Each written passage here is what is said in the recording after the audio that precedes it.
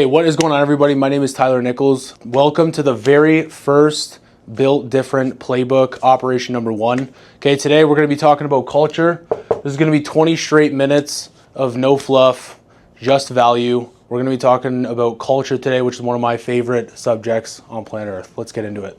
Okay, so we're going to start with what actually is culture, okay?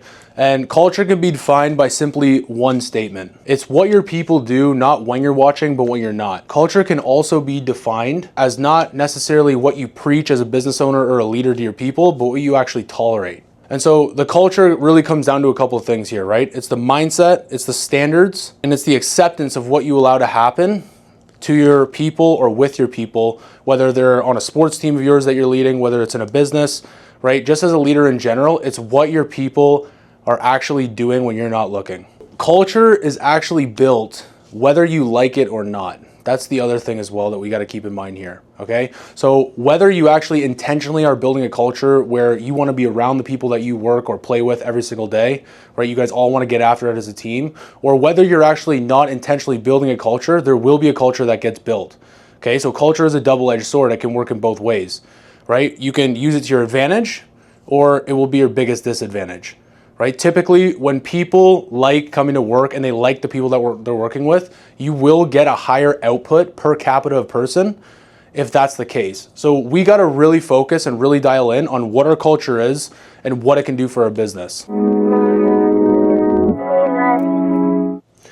Okay, so next we are going to look at how culture is built. Okay, now as a leader of a business or a sports team, or just if you're leading people in general, okay, this is what it's going to take, right? The language, the energy, and the standards is what your culture is going to be. Whether you like it or not, especially in the beginning, your people are going to look up to you because that's your role, right? You're going to be the leader in that company, the leader in that business, that hockey team, that football team. So you are going to set the standard for the team, right? You are going to have to uphold everything that you want your team to be. So culture is constantly becoming built, right? By when you hire, you fire, and you reward your team, okay? The other thing is what you tolerate. You got to make sure that you are tolerating nothing less than what you want to be around all the time, okay? Now, stuff like team events, stuff like team building talks, right? Toolbox talks, we own a construction company, so Toolbox talks is big for us, okay? And actually having meetings where you are sharing the vision with your team. Right? We do this on a regular basis, and this constantly drills into the minds of everyone that works with us that this is where we're going, this is what we're doing. So everyone is on the same page, everyone can share the same vision, and their vision can fit inside of this massive company vision on where you're going. So a question that you need to ask yourself right now, if you're listening to this, is what are you tolerating that is killing your business? Because I'll tell you a story here. So when I first started my business, right, I had to hire door-to-door salespeople, okay? And when I hired my first door-to-door sales guy, I wanted just door-to-door sales guys so bad so I didn't have to go out there and knock doors because I knew that my time was going to be better leveraged on other tasks. But what I did is I actually sacrificed my culture and what I was looking for in the beginning just because I was looking for somebody so bad. And now looking back on it, it was definitely not the right choice. And I was able to recover from that with my next couple hires, right? Because what happens with culture especially is that when you hire enough of the right people, then those people will now hold the standard in your business. So now it's not just the leader, right? It's everybody around the leader, and it all goes downhill, right? So everybody in the business is going to know the culture, are going to abide by what your standards are as a leader, and everybody is going to be on the same page with what you're willing to tolerate in your business or your team. You also have to remember, okay, you can only fake your culture for so long, okay? You can only fake a culture for so long. Culture that is real is going to be there long term. Culture that is not real is not going to be there very long, because what's going to happen is that you can try and fake your culture for as long as you can, but eventually if you don't step up as the leader and really, really drive your culture into your people, okay, that is not going to be good enough to keep that culture long term.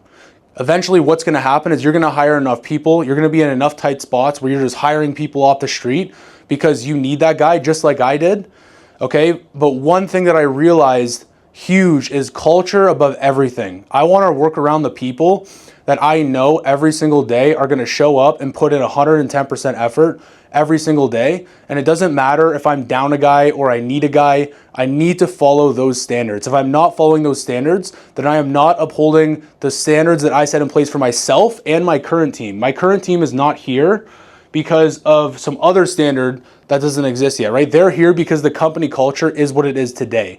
And so it's my job as a leader to uphold that culture for the people in the business. The last thing that you have to keep in mind when building your culture, or if you already have a culture built, is what are you actually incentivizing in your business, right? Are you incentivizing the people to work harder? Are you incentivizing the people to go out and hit the gym? Are you incentivizing people to go out and do challenging things, right? Because a lot of people forget that over and above all, at the end of the day, these people are still people and we still have to challenge them, right? As leaders, it's my job to push everybody to the limits.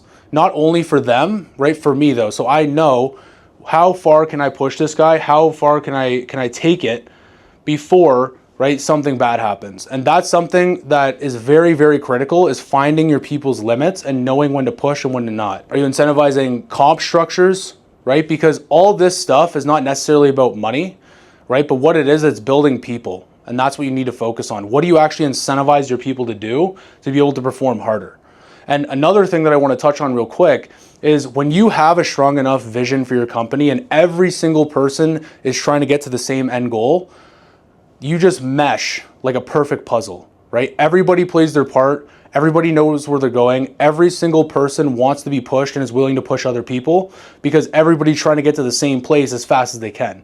So you got to make sure that you're preaching your vision day in and day out always to your team or your people, because that is something that not a lot of people do, but that is absolutely necessary to hit your goals.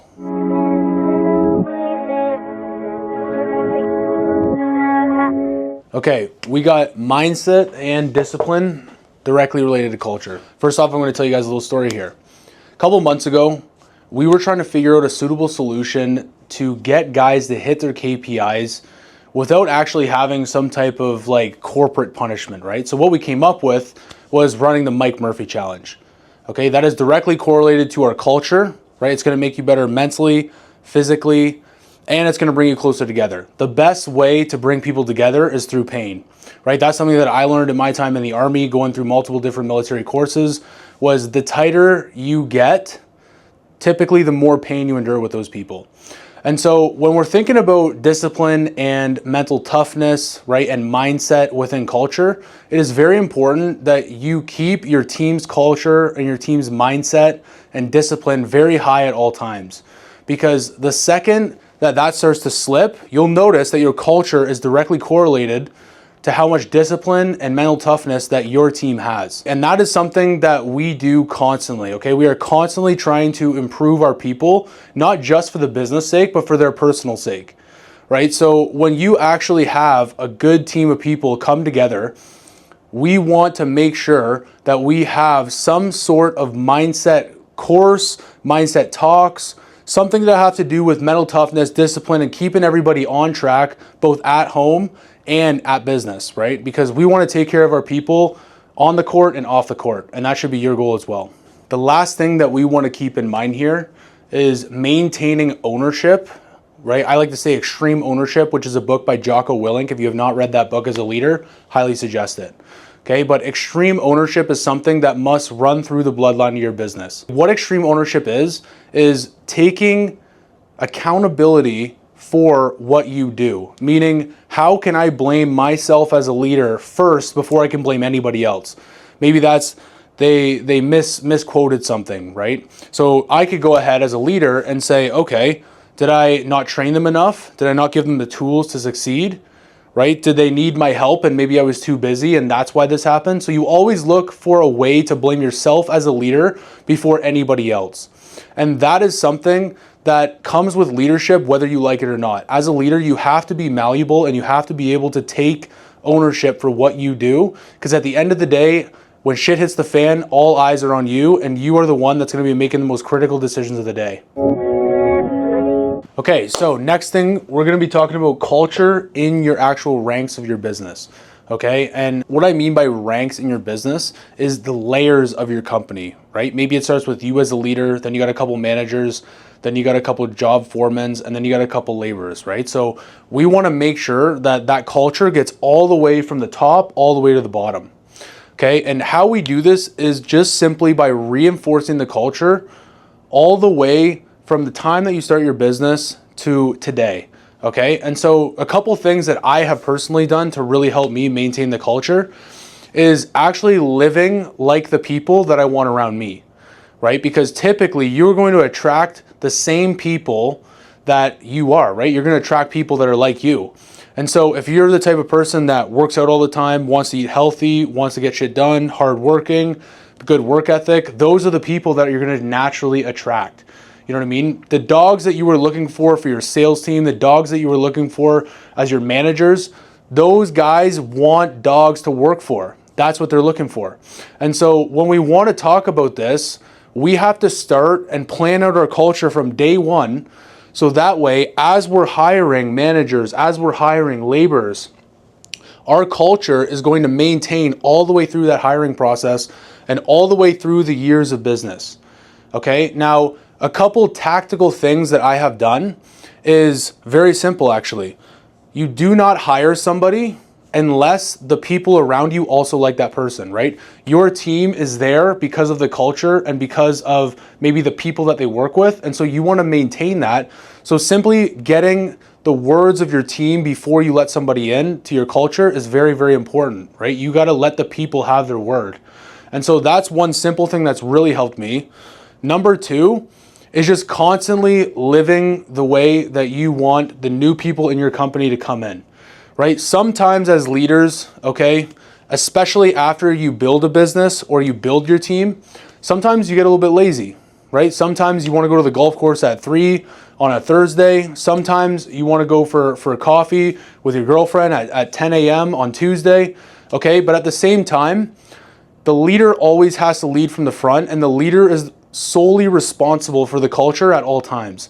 And so if you are going to start doing and slacking off week in, week out, week in, week out, okay, that is going to rub off on people and you are going to see a decline in your culture. So make sure that if you are the leader of your business, you are constantly feeding the people around you the vision, the knowledge, the discipline, and teaching them what the culture is every single day.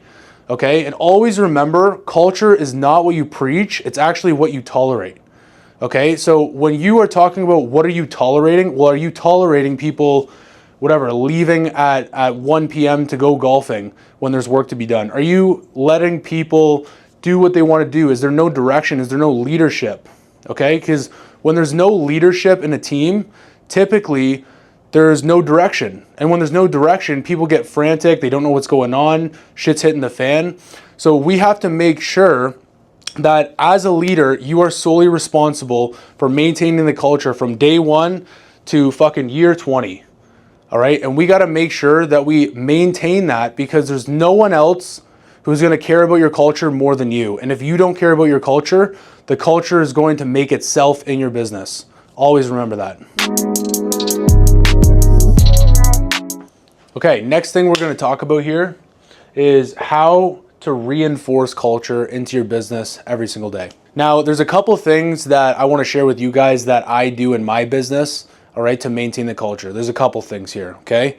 Mindset meetings. That is something that if you are a highly driven leader, I highly suggest do mindset meetings, right? Take the time, listen to the podcast, get some inspiration, but preach what you know, right? Don't gatekeep your information because for me, I've listened to probably thousands of hours of podcasts on a whole bunch of different things. And so I need to be able to relay that to my team and get the key points that I listen to from these podcasts that make me who I am so that I can share that with them, right? And we do that through something called mindset meetings. So every Monday, we have a mindset meeting where all the guys come into the office and we talk about mindset, we talk about getting better. And that is very, very, very critical for building a good team, okay? Number two is constantly talk about the vision. Constantly talk about the end goal, all right? Constantly talk about what the future is gonna look like, both on the field and off the field, right? All of my team members, including myself, We talk about the vision all the time, whether you're a part of the business or not. I'm telling everybody that I know where I'm going. Okay, that does two things. One, a man is what he thinks about all day long.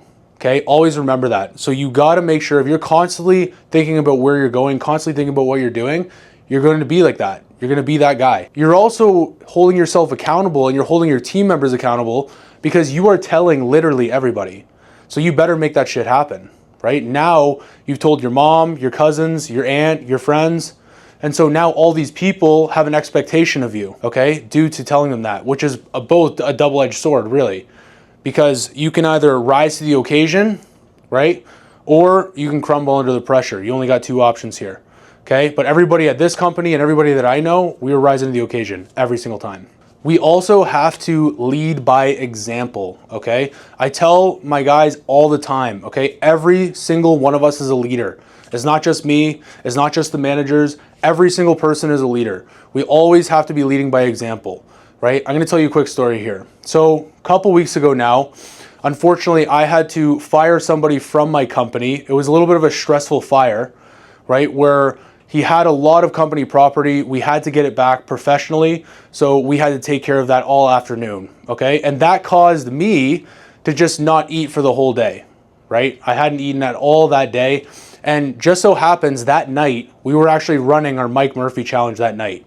So throughout the entire day, right, I was in a pretty stressful situation with trying to get all of my stuff back from this certain guy. On top of that, I also had to run a Mindset Monday call for another program that I teach in. So I'm literally driving out, trying to get this truck out of the city to make sure that nothing happens to the truck. I'm also running this call. I haven't eaten. I've barely drank any water. And then I got to go back with my team and run the Mike Murphy challenge. Okay, one of the hardest things that I have done in a while, but at the same time, very, very well worth it. Because as a leader, I do not have an option to back out of that. I do not have an option to say no, right? This is the standard that I set for not only myself, but for everybody else. So you as the leader, or me as the leader in this case, you don't have an option to back out, okay? You set that standard, you want to live by that standard, so you have to lead by example. Okay, as well as your team. You always have to be telling your team, every single one of you is a leader. Every single one of you has to check one another when someone gets out of line. If someone gets out of line, it shouldn't just be the manager or the CEO or whoever to check that person, right? If one laborer is out of line, another laborer should be saying, hey, buddy, you better pick up your shit because right now this is not the standard that we set here. This is not what we do here. Same with the sales team. One door-to-door guy is getting a little out of line. Another door-to-door guy needs to go to him and say, hey man, look, we don't do stuff like that over here. And then at that point, if that certain individual keeps making that mistake over and over again, right? As a leader, you also have to go back to extreme ownership and say, okay, is this my fault? Is it my fault? Find a way to blame yourself before you blame that person. And if you can't blame yourself and it is that person, unfortunately, you have to get rid of him because that is something that is going to be better for the whole, for the herd, for the greater good of your business and your business's culture. All right, so after going through this video here, I want to give you guys a couple questions that I want you to answer after you watch the end of this video. Question number one is, what are your standards in your business? What do you actually allow to happen? And part two of that question is, what do you need to change to get the standard to where you want it to be? Okay, now that's a very important question because if you answer this question properly, then you should know what you need to become as an individual to match the culture that you want to have in your business. Second question. What part of your culture do you have now that your past self would actually be proud of? Now, this is something that I do sometimes as well, is sometimes it's very important to look in the review mirror because I remember for me as a 17, 18-year-old kid praying for the team that I have now. Literally praying to God at night being, hey, I really, really want this. I'm going to try and do my best down here. If you can work with me up there, that'd be sick. And I remember those days, okay? And so sometimes you got to look in the review mirror and you got to ask yourself, man, 3 years ago, where was I? Because maybe I was praying for this now. Okay, so it's always really good to have that gratitude. All right, guys, I hope you got a ton of value from this video. That wraps up the very first episode of the Built Different Playbook, Operation Number 1, Culture. See you soon.